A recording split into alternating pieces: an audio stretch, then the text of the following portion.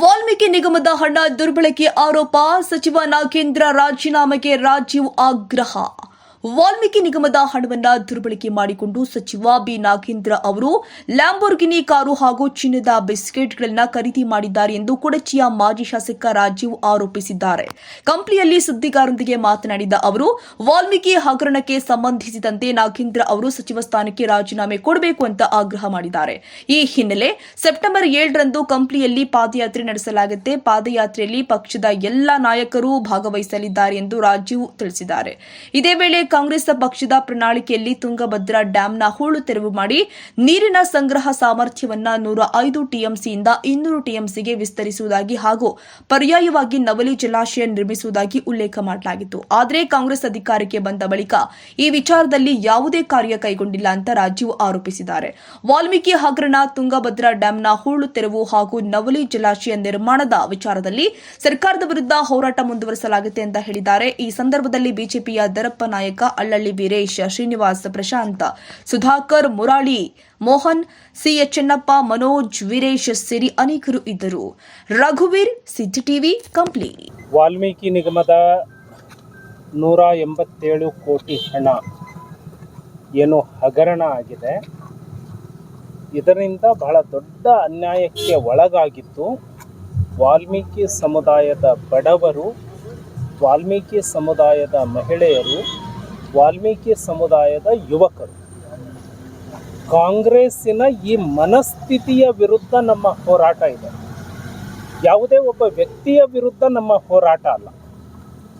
ಕಾಂಗ್ರೆಸ್ಸಿನ ಈ ಮನಸ್ಥಿತಿಯಿಂದಾಗಿ ಸಾವಿರಾರು ವಾಲ್ಮೀಕಿ ಸಮಾಜದ ಬಡ ಕುಟುಂಬಗಳು ಏನು ತಮ್ಮ ಬದುಕಿನ ತುತ್ತು ಅನ್ನವನ್ನು ಕಟ್ಟಿಕೊಳ್ಳುವ ಭರವಸೆ ಇತ್ತು, ಅದು ನಾಶ ಆಗಿದೆ.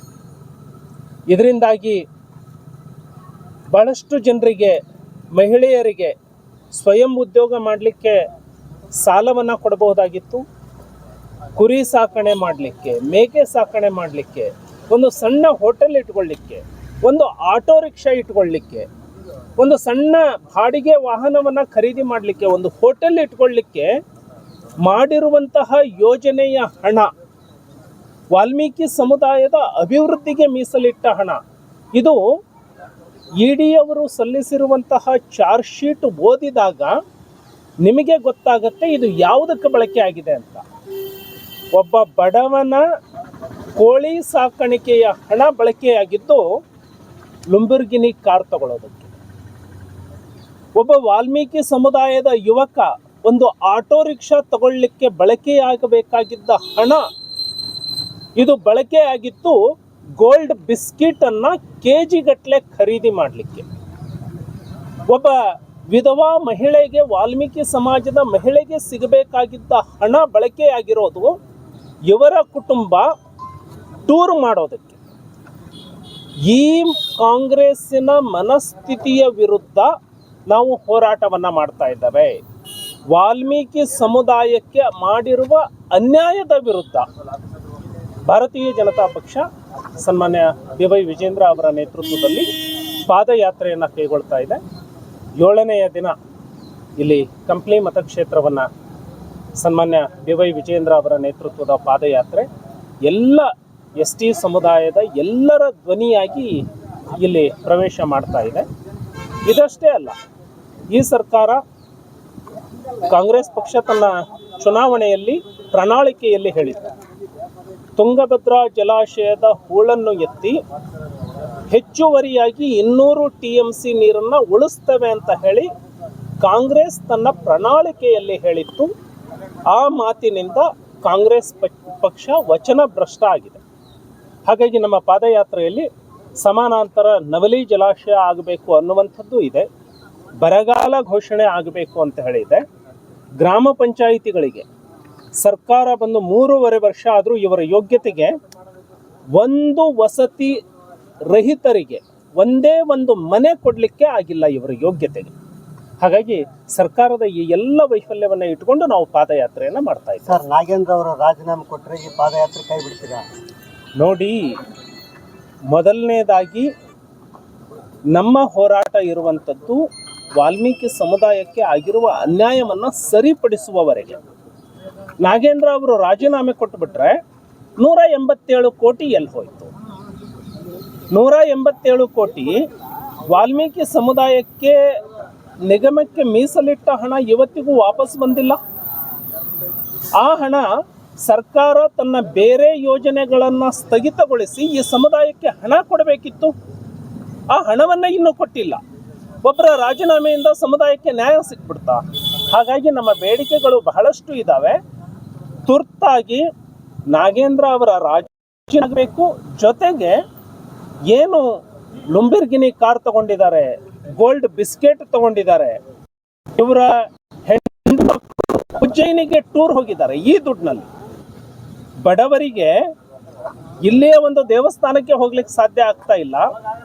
ಇವರ ಹೆಂಡತಿ ಮಕ್ಕಳು, ನಾಗೇಂದ್ರ ಅವರ ಹೆಂಡತಿ ಮಕ್ಕಳು ಉಜ್ಜಯಿನಿಯ ದೇವರ ದರ್ಶನಕ್ಕೆ ಹೋಗ್ಲಿಕ್ಕೆ ಈ ದುಡ್ಡು ಬೇಕಿತ್ತು ಅವರ ಯೋಗ್ಯತೆಗೆ. ಹಾಗಾಗಿ ಆ 187 ಕೋಟಿ ವಾಪಸ್ ಬರಬೇಕು. ಅದು ವಾಲ್ಮೀಕಿ ಸಮುದಾಯದ ಹೆಣ್ಣುಮಕ್ಕಳಿಗೆ, ಬಡವರಿಗೆ, ಯುವಕರಿಗೆ ಮುಟ್ಟಬೇಕು. ಮುಟ್ಟೋವರೆಗೂ ಈ ಹೋರಾಟ ಇರುತ್ತೆ. ಅಂದ್ರೆ ಪಾದಯಾತ್ರೆ ನಡೆಯೋದು ಕಾಯಂ. ಪಾದಯಾತ್ರೆಯನ್ನ ಮಾಡೇ ಮಾಡ್ತೇವೆ. ಮುಂದಿನ ತೀರ್ಮಾನ ಏನೇ ಇದ್ರು ಅದನ್ನ ರಾಜ್ಯಾಧ್ಯಕ್ಷರು ಘೋಷಣೆ ಮಾಡ್ತಾರೆ. ಎಷ್ಟನೇ ತಾರೀಕಿಗೆ ಶುರು ಮಾಡ್ತೀರಿ ಸರ್? ಎಲ್ಲಿಂದ ಆರಂಭ ಮಾಡ್ತೀವಿ ಸರ್? 1ನೇ ತಾರೀಕು ಲಿಂಗಸ್ಗೂರಿನಿಂದ. ಇಲ್ಲಿ ಕಂಪ್ಲೀಟ್ ಒಳ್ಳೆ ದಿನ. ಕೊನೆಗೆ 3 ದಿನ ಇರುವಾಗ ರಾಜೀನಾಮೆ ಪಡೆದುಕೊಳ್ತಾರೆ. 3 ದಿನ ಚರ್ಚೆಗೆ ಅವಕಾಶ ಕೊಡ್ತಾರೆ ಅಂತ. ಆದರೆ 3 ದಿನ ಚರ್ಚೆಗೆ ಅವಕಾಶ ಕೊಡೋದ್ರ ಬದಲು ಸದನವನ್ನು ಅನಿರ್ದಿಷ್ಟ ಕಾಲಕ್ಕೆ ಮುಂದೂಡೋದ್ರ ಮೂಲಕ ಭಂಡತನವನ್ನು ತೋರಿಸಿದ್ರು. ಹಾಗಾಗಿ ಪಾದಯಾತ್ರೆ. ಸರ್, ಈ ಪಾದಯಾತ್ರೆ 2028ರ ವಿಧಾನಸಭಾ ಕ್ಷೇತ್ರ ಚುನಾವಣೆಗಳಿಗೆ ಇದು ದಿಕ್ಸೂಚಿ ಆಗುತ್ತೆ ಸರ್? ನೋಡಿ ಸರ್, ಯಾರು ಜನರ ಸಮಸ್ಯೆಗೆ ಎಷ್ಟರ ಮಟ್ಟಿಗೆ ಸ್ಪಂದಿಸ್ತಾರೆ, ಆಮೇಲೆ ಸರ್ಕಾರ ಇರಲಿ ಪ್ರತಿಪಕ್ಷ ಇರಲಿ, ಸಮುದಾಯದ ಅಸ್ಮಿತೆಗೆ ಧಕ್ಕೆ ಬಂದಾಗ ಸಂವೇದನಾಶೀಲತೆ ಯಾವ ರಾಜಕೀಯ ಪಕ್ಷದ ಎಲ್ಲ ಪದಾಧಿಕಾರಿಗಳು, ಅದಕ್ಕಿಂತ ಹೆಚ್ಚಾಗಿ ಈ ಶೋಷಿತ ಸಮುದಾಯಗಳಿಗೆ ಅನ್ಯಾಯ ಆಗಿದೆ ಅಂತ ಹೇಳಿ ಈ ರಾಜ್ಯದ ಯಾರೆಲ್ಲ ನೋವು ಪಟ್ಟಿದ್ದಾರೆ, ವಾಲ್ಮೀಕಿ ಸಮಾಜದ ಬಡವರಿಗೆ ಏನು ಅನ್ಯಾಯ ಮಾಡಿದ್ದಕ್ಕೆ ನೋವು ಪಟ್ಟಿದ್ದಾರೆ, ಆ ಎಲ್ಲ ಲಕ್ಷಾಂತರ ಮನಸ್ಸುಗಳು ವಿಜೇಂದ್ರ ಅವರ ಜೊತೆಗೆ ಹೆಜ್ಜೆಯನ್ನು. ಸರ್, ಈಗ ನನ್ನ ಅಧಿವೇಶನ ನಡೀತು. ಈ ಅಧಿವೇಶನವನ್ನು ತ್ಯಜಿಸಿ ಇದೇ ಪಾದಯಾತ್ರೆ ಮಾಡ್ಬೋದಾಗಿತ್ತು. ಈಗ ಅಧಿವೇಶನ ಎಲ್ಲ ಸಂಪೂರ್ಣ ಕೊಲಾಪ್ಸ್ ಆಗಿ ಹೋಗ್ತಲ್ಲ.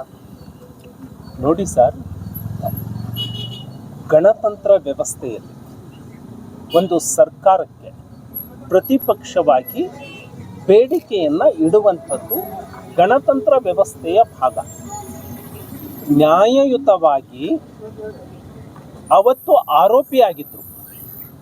ಸನ್ಮಾನ್ಯ ನಾಗೇಂದ್ರ ಅವರು ಮೊದಲ ಬಾರಿ ಸಚಿವರಾಗಿ ರಾಜೀನಾಮೆ ಕೊಟ್ಟಾಗ ಅವರ ಮೇಲೆ ಆರೋಪ ಇತ್ತು. ಈಗಲೂ ಆರೋಪಿನೇ. ಈಗ ಚಾರ್ಜ್ ಶೀಟ್ ಸಲ್ಲಿಕೆಯಾಯಿತು. FIR ಆಗೋದಕ್ಕೆ ಬೇರೆ, ಚಾರ್ಜ್ ಶೀಟ್ ಸಲ್ಲಿಕೆ ಆಗೋದು ಬೇರೆ, ಕನ್ವಿಕ್ಷನ್ ಆಗುವಂಥದ್ದು ಬೇರೆ. ಈಗ ಚಾರ್ಜ್ ಶೀಟಲ್ಲಿ ಮಾಡಿದ ಆರೋಪ ಮೇಲ್ನೋಟಕ್ಕೆ ಸಾಬೀತಾಗಿದೆ. ಮೇಲ್ನೋಟಕ್ಕೆ ಚಾರ್ಜ್ ಶೀಟ್ನಲ್ಲೇ ನಮಗೆ ಗೊತ್ತಾಗಿರೋದು ಈ ವಾಲ್ಮೀಕಿ ಹಣದ ನಿಗಮದಿಂದ ಇವರ ಹೆಂಡತಿ ಮಕ್ಕಳು ಟೂರ್ ಮಾಡಿದ್ದಾರೆ ಅಂತ. ಈಗ ಮೇಲ್ನೋಟಕ್ಕೆ ಇಷ್ಟೆಲ್ಲ ಬಂದಿದ್ದಾವೆ, ಇವೆಲ್ಲ ದಾಖಲೆಗಳು ಇದ್ದಾವೆ. ಇಷ್ಟೆಲ್ಲ ಇದ್ದಾಗ ಬರೀ FIR ಆದಾಗ ರಾಜೀನಾಮೆ ಕೊಟ್ಟರು, ಚಾರ್ಜ್ ಶೀಟ್ ಸಲ್ಲಿಕೆ ಆದಮೇಲೆ ಇವ್ರನ್ನ ವಾಪಸ್ ತಗೊಳ್ತೀರಿ ಅಂತ ಹೇಳಿದ್ರೆ ಆ ಸಮಾಜಕ್ಕೆ ಮಾಡಿದ ಅನ್ಯಾಯ ಅಲ್ವಾ? ಮುಂದಿನ ದಿನಗಳಲ್ಲಿ ಈ ಸಮಾಜ ವಿರೋಧ ಪಕ್ಷವನ್ನು ಕ್ಷಮಿಸಬಹುದಾ? ಹಾಗಾಗಿ ಇದನ್ನು ಸರ್ಕಾರದ ಮುಂದೆ ಇಟ್ಟಾಗ ಈ ಬೇಡಿಕೆಗೆ ಸ್ಪಂದಿಸೋದೇ ಇಲ್ಲ, ರಾಜೀನಾಮೆ ಪಡೆಯೋ ಪ್ರಶ್ನೆನೇ ಇಲ್ಲ ಅಂದರೆ ವಾಲ್ಮೀಕಿ ಸಮಾಜಕ್ಕೆ ಮಾಡಿದ ಅನ್ಯಾಯ, ಅಪಮಾನ ಇದು.